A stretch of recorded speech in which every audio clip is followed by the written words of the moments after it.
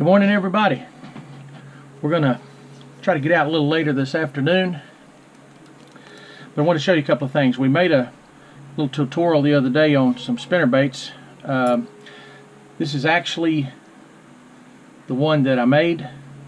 You can kind of see the number 4 blade, the red head, the double skirts there, dark over the brighter, little pearl twister. And if we get to go out this afternoon, we're actually going to put that one on and give it a try. This is one a couple of weeks ago. Went over to Cody's and he built it for me Friday evening. I went out Saturday, and in the first 20 minutes I had caught a 4.5 pounder, which extended our streak of lunkers per trip to 8 in a row. Caught 8 lunkers, 4 pounds to 6 pounds. 8 trips in a row at that time, and that's the exact bait. Kind of dark green, got a little purple. Kind of one of my favorite kinds. Favorite colors, little white twister. Yeah, we did good on that. Here's one that always makes Cody and Jerry mad because I'm liable to try anything, and I've caught fish on this.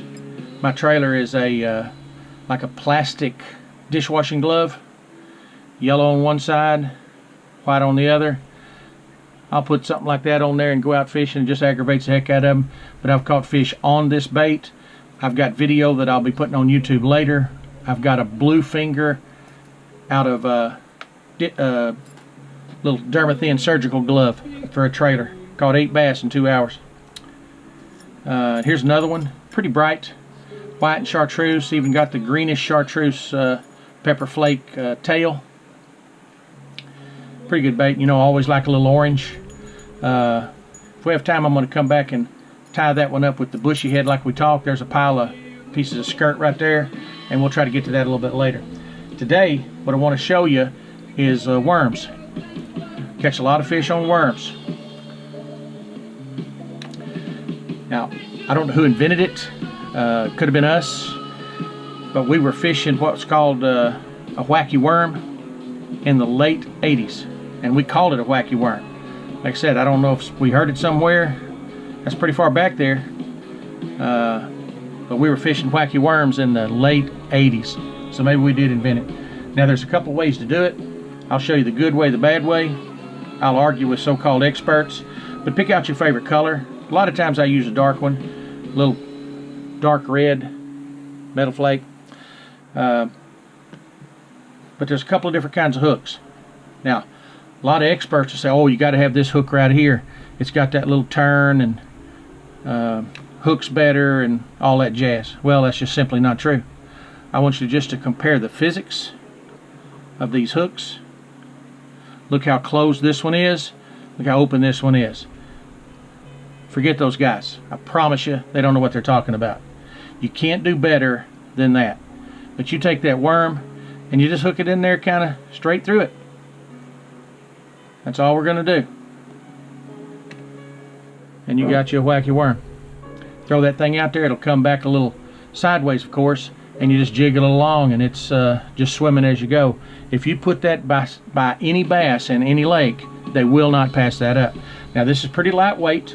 A lot of in the clear impoundments, your Maumelle, your Ouachita degrade, people will throw this on their spinning reels, probably even use some 6-pound line, which is fine, because that line is a problem in the clear water. Fish can see it. Now, I'm down there in the White River Refuge fishing oxbow lakes and fishing tight cover. A little harder to cast your spinning rig in there like that, so I'm using a casting reel. So it's simple. I'm using 65-pound braided line, and I'll put a couple of pieces of split shot, one if I can get away with it, maybe 2, up on that braided line just above the hook, kind of right in here. And I can cast that thing anywhere, anytime. And this is the way I fish it. Catch a lot of fish. Again, you come by a bass and he will jump on it. Now if you're using lighter line on a spinning reel, you don't need that extra weight. They're easy to cast. And just keep that thing working toward the top, and it's about 100% catch ratio, and it's so lightweight fish can't jump and hardly spit it. If you're using a big bait like this one here, a Lucky 13 or a spinner bait, those big fish will jump and toss that thing out. Now a lot of people like to use I hear Cinco and all that. People just make up new names all the time. Used to, back in the 70s, they had the simple dead worm was the cream worm, and we'd use it for a lot of applications. But they'd take this thing, and you'll hear the term Texas rig. That came out 70s. It might have been in the 60s, but I know I heard it prevalent in the 70s. And you just hook that thing like that, and that's the old time Texas rig. Now if you're fishing the bottom, people will put a slip sinker up here in front of it, but we're kind of fishing shallow, so people will fish this in weed beds and such, and it makes it kind of shallow running and weedless pretty good. And these things are sharp, these hooks. When one grabs you, set the hook, it'll go right through there. That's not a problem. But that's just the kind of Texas rig, kind of weedless to fish in weeds and such. Now another thing we'll do is, here's another new term from my lifetime, creature baits. We used to call them just rubber baits, crawdad fishing stuff, things of that nature.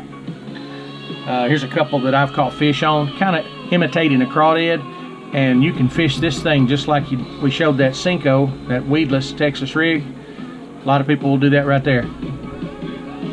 Fish that thing in weeds or what have you. Now I'm fishing in some trees, standing trees, cypress knees, a few logs. I don't have a problem with fishing this thing just similar to a whacky as far as the hook exposure.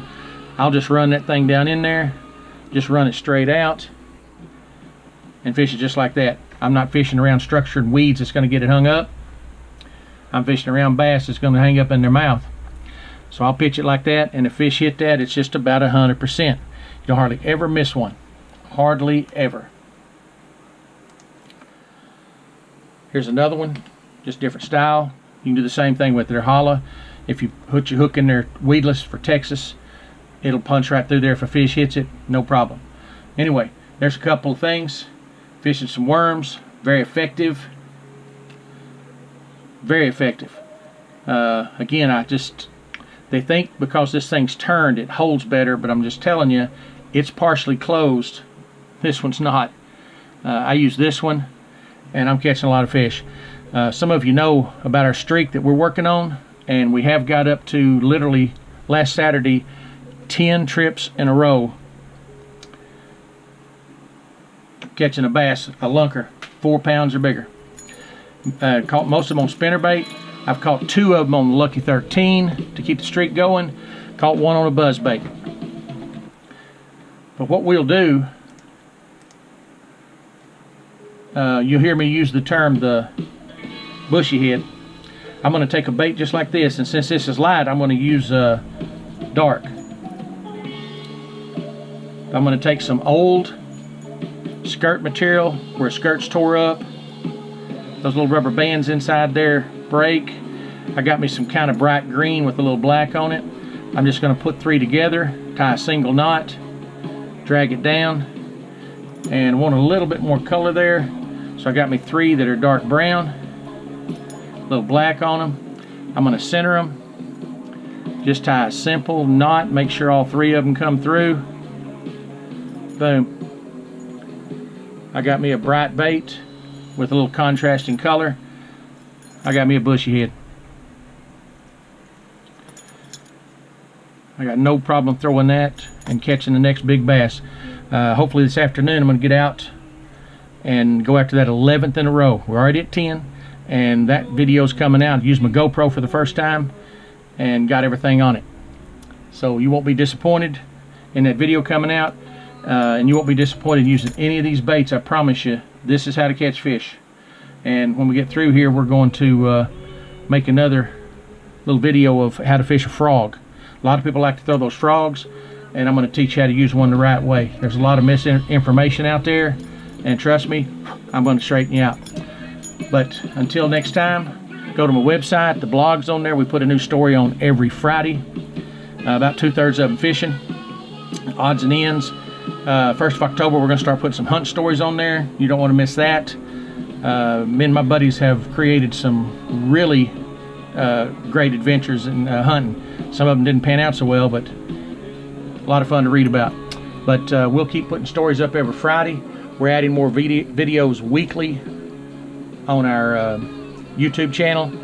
I think we got 6 or 7 on there now. Gonna have a couple more up this weekend. It's September 15, 2018 right now, and we're going to have that GoPro footage up. We caught us about a 7-8 pound grinnell. We caught that 5-pound black largemouth bass, and to keep that streak of 10. So until next time, thanks for watching. Don't forget to subscribe so you can get all the videos. You get notified every time one comes up. And appreciate you. And this is Terry from McHenry Creek. See you next time.